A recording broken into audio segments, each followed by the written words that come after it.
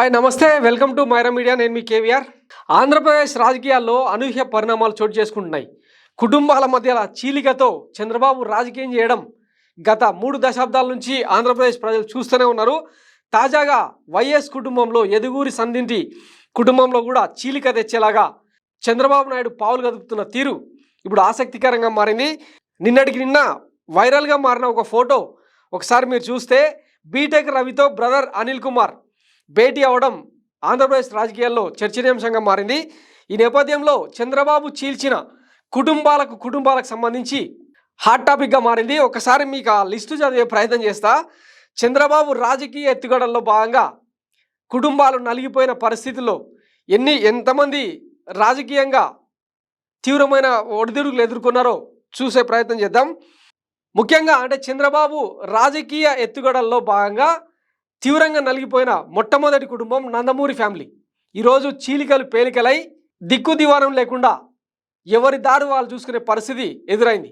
అందులో ముఖ్యంగా ఇప్పుడు గత వారం కింద కళ్యాణ్ రామ్ మాట్లాడిన మాటలు కనుక మనం ఒకసారి తీసుకుంటే, నందమూరి కుటుంబంతో మాట్లాడిన తర్వాత మొత్తం ఫ్యామిలీలో డిస్కస్ చేసుకున్న తర్వాత టీడీపీకి చంద్రబాబు నాయుడుకు సపోర్ట్ చేయాలనో వద్దా అన్నది మేము డిసైడ్ చేసుకుంటామని చెప్పి ఒక ఛానల్ ఇంటర్వ్యూలో ఆయన చెప్పిన మాట మనం చూసినాం.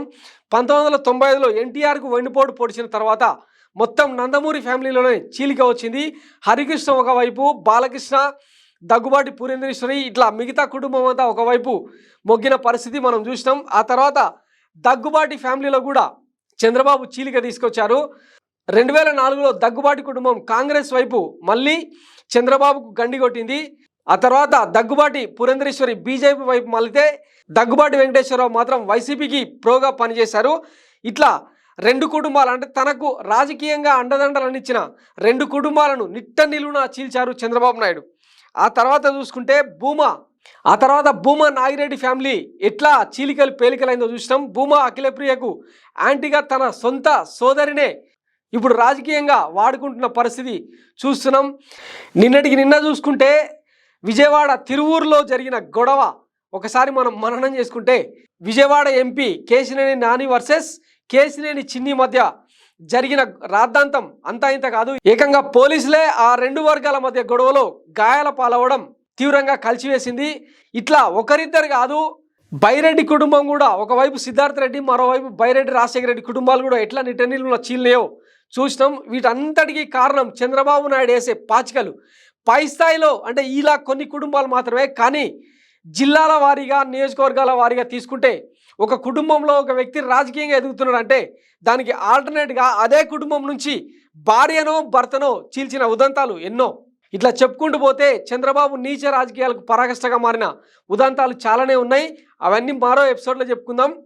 ఇప్పుడు అంటే తాజాగా వైఎస్ ఫ్యామిలీలో చీలిక తెచ్చేలాగా చంద్రబాబు పన్నుతున్న వ్యూహాలు, కదిలిస్తున్న పావులు ఆసక్తికరంగా మారినాయి.